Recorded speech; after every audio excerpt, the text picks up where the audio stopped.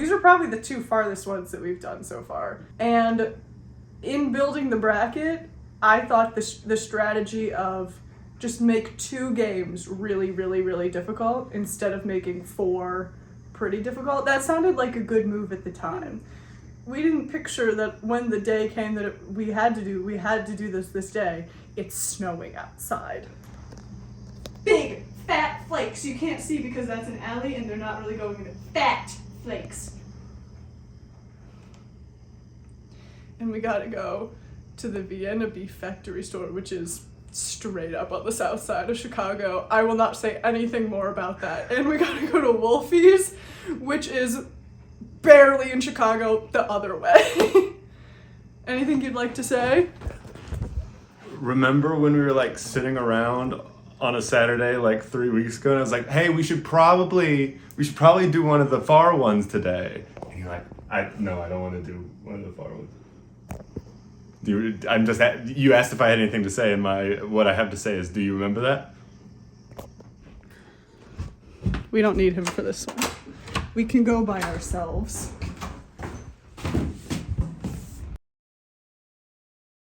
Game 6. I'm gonna need you to lean in.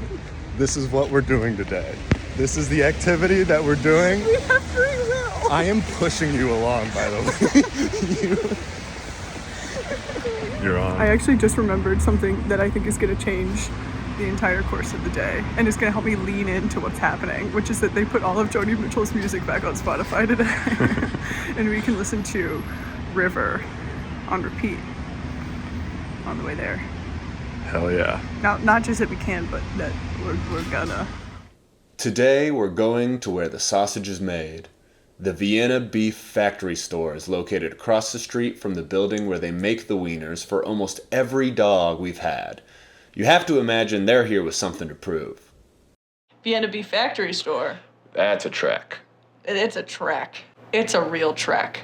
But you're trekking to Mecca in a way, because this is this is the restaurant at the place that sells hot dogs to all these other Vienna Beef Factory store. This is the grandfather, if not the great-grandfather, and it earned that title. This was a really, really good dog. The dog itself was juicy as hell, straight from the spring. I think definitely the best dog so far. Like sausage. Yeah. Really delicious. Really snappy sport peppers. Just really good textures all around. Everything popped and snapped exactly the way you wanted it to. Did it crackle? No. This dog had the perfect proportions, which isn't surprising given where we are. Big, juicy sports peppers, and I found by this point that the sports peppers and how many, it makes a way bigger difference than I thought it would. We saw the return of the poppy seed bun, something we were told was an outright necessity, but we've really seen very little of so far. A juicy dog. This dog was so good, and it's upsetting how far away it is. Luckily, that won't hurt it any in this specific game because they're both really, really difficult to get to. Yeah. Whenever we're now at the Sox Stadium. Yeah. This is the place to go. Wolfie's has been howling around since 1967, way up on the north side. The inside kind of reminds me of a Johnny Rockets. Even with some stiff competition, one of the best mascots we've seen so far. Something so weird happened at Wolfie's. My dog was crisp and juicy and really good and crunchy and had hella celery salt, and I really, really liked it. And Keith bit into his and seemed very confused. Like he had bitten into something very different. And when we switched and I tried a bite of his, he was right. The dog had like no bite to it and was almost mushy. Really good. And Casey Spillman, if you're watching this, you just texted me, and I'm gonna text you back in a second, but I can't right now because I'm eating a hot dog. In my mind, I started referring to this syndrome as water dog syndrome. As much as I think that mine would have maybe gone up against Vienna Beef, it would have been a game. It would have been a game for sure. You can't have that kind of inconsistency. It doesn't work. Casey Spillman says, cracking one open with the boys, or whatever Fiddler was talking about. I think it's a video of Linus. Hang on. My dog was gross. My dog was mushy. Might be my least favorite so far. No way! Especially compared to Vienna Beef Factory, it was just almost an insult. To me, this is an undeniable sweep. Vienna has the beef. I was very brave. You made it. I was very brave, and now my reward is that we are done, and it is 6:06 p.m.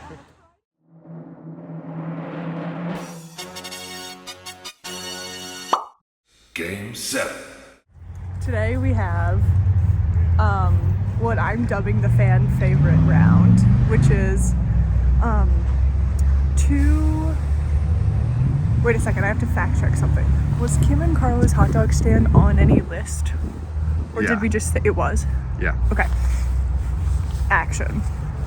This is the fan favorite round, which is two real underdogs, real scrappy underdogs, no pun intended, which is the hot dog stand inside of the Home Depot at Roosevelt and Clinton called Fixin' Frank's, and the hot dog stand outside of the Shed Aquarium. Two places that you would only get a hot dog if you were having like a glucose crash in like a real serious moment of need. And we're also gonna go to the aquarium. Fixin' Frank's has several locations, all located inside a Home Depot. I see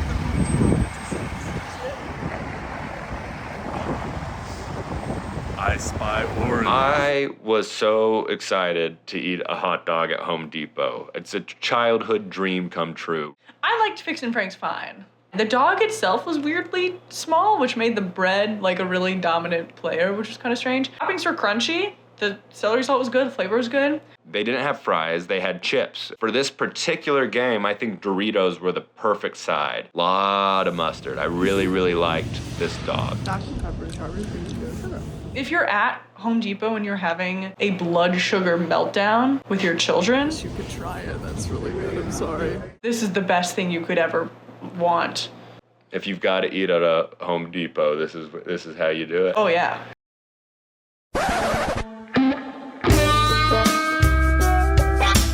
Oh yeah. Kim and Carlo's hot dog cart is located directly outside the Shed Aquarium, so we had to stop in while we were there.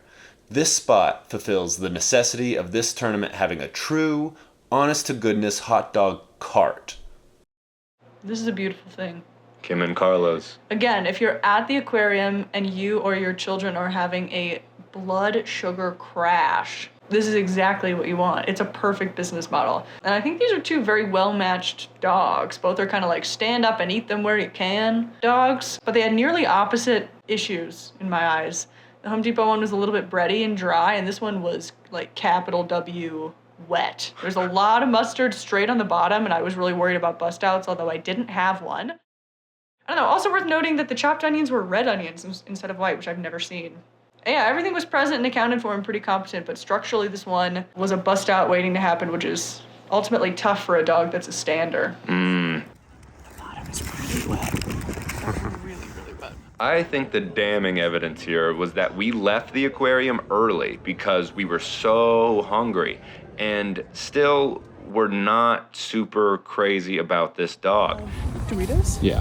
Doritos? Nothing was wrong with it. It was tasty, but it didn't stand out in any real meaningful way. Clearly, the only move to make after visiting the Chicago Aquarium, you gotta do it, but I don't see myself going out of my way to get this dog. Both of today's teams are largely dogs of convenience, but I think Frank's is both more convenient and more exciting. This game ain't fixed. Winner Fixin' Frank's. These little quips work a lot better written down than read aloud.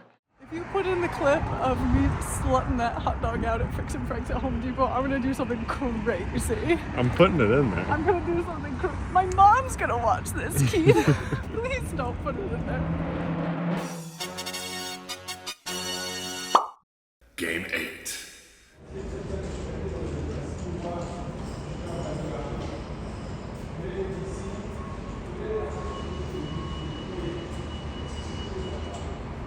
Superdogs is what Sonic is pretending to be.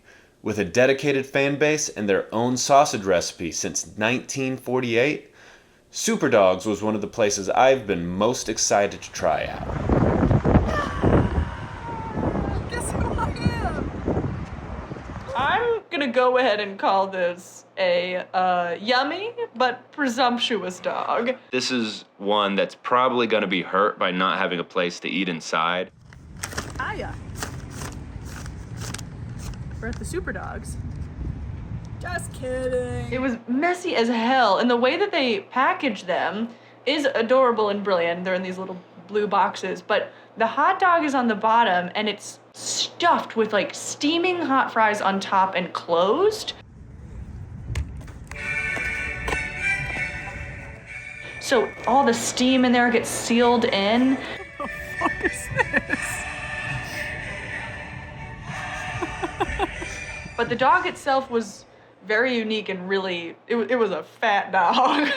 It was absolutely not a Vienna beef dog. We found out later that they actually make their own sausages. Yeah. You can't deny they've got excellent branding. It's really, really solid. Unfortunately, in my opinion, that was probably their biggest strength. I will admit it was a gross day, plus it was really far away. It had a lot of stuff working against it. Look, I don't care that I've only lived here 3 years. If you have to take a pace bus, that's the burbs. I don't make the rules. I think you really go here for the experience. You go to a drive-in with your friends on a sunny day and you eat out of a bag with cute drawings on it. And we didn't get that this time. We can't blame Superdogs for that, but that is worth being in the notes. The flavor was really solid. And on a different day, in a different circumstance, I could see this dog making a really solid showing. Unfortunately, today, this Superdog left its cape at home. Woo! Really solid. Definitely not the best dog we've had so far, but pretty good. That guy's going to O'Hare. Sloppy dog. I'm worried it's happening to my face too. I haven't seen anything like this, and this is happening in a very big way. And we can't go on like this, Keith. We cannot. We can't. Put it away.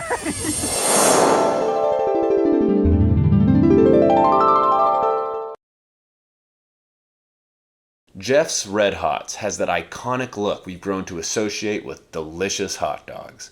Inside feels very cozy, which is a strange thing to say about a hot dog stand, but true. We walked in and saw that it, was a pretty classic hot dog place and they had indoor seating. And so because of that, in our minds we were like, this is a sweep. Yeah, immediately, this is a sweep. We had a bad time at Superdogs. We walk into this cool looking place and we get to eat where, there's heating, and we're like, no question about it. But gentlemen, a sweep it was not, okay? The dog itself had the watery problem that Keith's had at Wolfie's, which we can call water dog syndrome. The dog was topped with sauerkraut. Like really dry, cabbagey sauerkraut. It was not good, and I'm sorry to say that this is the only dog of round one that I did not finish. But on the slightly brighter side, if Superdogs was cheated by just having a game on a really bad day, it's gonna get a second chance. Every dog has its day, and today, that's super. I'm cutting all these. Keith said we didn't even need to show the outside because it's raining and this place sucked, but that's what it looks like. Anything to say? Okay. Superdogs wins! And that finally concludes round one. Only 8 teams remain. Tune in to see who will be advancing to the Final Four and who will be going home with their tails between their legs. Join us next time for part 3 of March Madness 2024, the year of the Glizzy. I think we're ready to go. Basketball, gimme the ball because I'm gonna dunk it! Basketball, gimme the ball because I'm gonna dunk it! Yeah! Basketball, gimme the ball because I'm gonna dunk it! I begged him to turn the camera on, and now I don't really have anything to say.